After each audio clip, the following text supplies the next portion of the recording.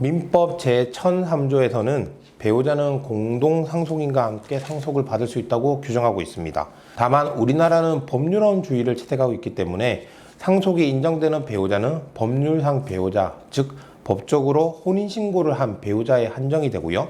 사실혼 배우자의 경우에는 상속권이 인정되지 않습니다. 이는 상속을 둘러싼 분쟁을 방지하고 상속으로 인한 법률관계를 조속히 확정시키며 거래의 안전을 도모하기 위해서인데요. 하지만 이에 대하여 사실혼 배우자의 상속에 관한 권리를 전면적으로 부정하는 것은 생전에 사실혼 관계가 해소된 경우 재산분할 청구권을 인정하는 것과 불균형이 발생하고 사실혼 배우자의 재산권 등을 초래할 우려가 있으며 유족의 사후 분양과 상속재산에 대한 기여의 청산이라는 상속제도의 존재에 의해 비추어 볼 때 사실혼 배우자와 법률혼 배우자는 본질적 차이가 없으므로 사실혼 배우자에 대해서도 상속권을 인정하자는 반대 의견이 있습니다. 즉 사실혼 배우자의 경우 배우자가 생존해 있을 때 사실혼을 해소하게 되면 사실혼 파탄의 책임이 있는 당사자에게 위자료를 청구할 수 있고요. 사실혼 기간 중 형성된 부부 공동재산에 대해서는 재산분할을 청구할 수 있는데 단지 배우자가 사망했다는 이유로 사실혼 배우자의 이러한 모든 권리가 사라진다면 배우자의 생존 및 사망에 따른 결과가 너무나도 차이가 나기 때문입니다. 이와 같이 사실혼 배우자에게 상속권을 인정하지 않는 민법 규정에 대하여 이 규정이 헌법에 위반된다며 위헌 소원을 신청하였고 이에 대하여 2024년 3월 28일 헌법재판소에서 결정을 하였는데요. 그 결정을 보면 위 규정은 헌법에 위반되지 않는다는 것입니다. 기존에도 헌법재판소에서는 사실혼 배우자에게는 상속권이 없다는 점을 확인을 하였고요. 이번 결정에서도 사실혼 배우자에게 상속권을 인정하지 않는 것이 위헌이 아니다, 합헌이다 라고 판단을 하였는데요. 다만 이번 결정에서는 상속인인 배우자의 사실혼 배우자가 포함이 되는지 여부와 함께 일방 배우자의 사망으로 인하여 사실혼이 해소된 경우 사실혼 배우자에게 재산분할 청구권이 인정되어야 하는지 여부도 다투어졌습니다.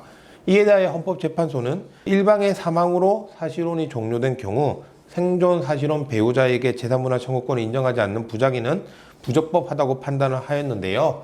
다만 이에 대해서는 사실혼 해소 시에 실질적인 부부 공동재산의 청산, 분배가 필요하다는 점은 법률혼 해소의 경우와 다를 바 없고 본인이 생존 중에 해소되었는지 아니면 일방의 사망으로 해소되었는지에 따라 그러한 필요성이 달라지지도 않는다는 등의 이유로 부부 일방의 사망으로 사실혼이 해소된 경우에도 재산분할 청구권을 인정해야 된다는 반대 의견이 있었습니다. 결론적으로 사실혼 배우자에 대해서는 상속권을 인정할 수 없고 사실혼 종료에 따른 재산분할 청구권을 인정할 수 없다는 점을 헌법재판소는 다시 한번 밝혔는데요. 그래서 만약 사실혼 관계에 있다면 이와 같은 상황에 대비할 필요가 있습니다. 이와 관련하여 유언대용 신탁을 고려해 볼 수 있는데요. 유언대용 신탁은 위탁자가 생전에 본인의 상속 설계를 위하여 상속 재산에 관하여 수탁자와 유언대용 신탁 계약을 체결하여 그 재산을 수탁자에게 맡겨 관리를 하도록 하고 그로부터 발생하는 수익을 본인 또는 본인이 원하는 수익자가 받다가 위탁자가 사망한 경우 본인이 지정한 수익자에게 그 재산이 돌아가도록 할 수 있는 것인데요. 그 장점으로는 첫째, 생전 수익자를 위탁자 본인으로 정함으로써 위탁자가 사망하기 전까지는 신탁 재산으로부터 발생하는 수익을 위탁자가 취득할 수 있고요. 위탁자가 사망한 경우 사실혼 배우자에게 그 상속 재산이 돌아가도록 할 수 있습니다.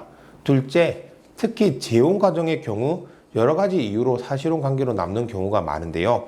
만약 재혼의 사실혼 배우자에게 자녀가 있는 경우 등에는 수익자 연속 신탁을 통하여 선순위 수익자로 사실혼 배우자를 그 다음 후순위 수익자로 본인의 자녀나 공익기관 등을 설정하여 그 이후의 상속에 대해서도 본인이 설계를 할 수 있다는 장점이 있습니다.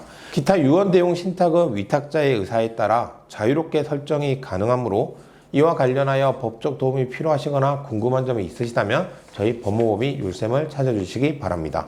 감사합니다.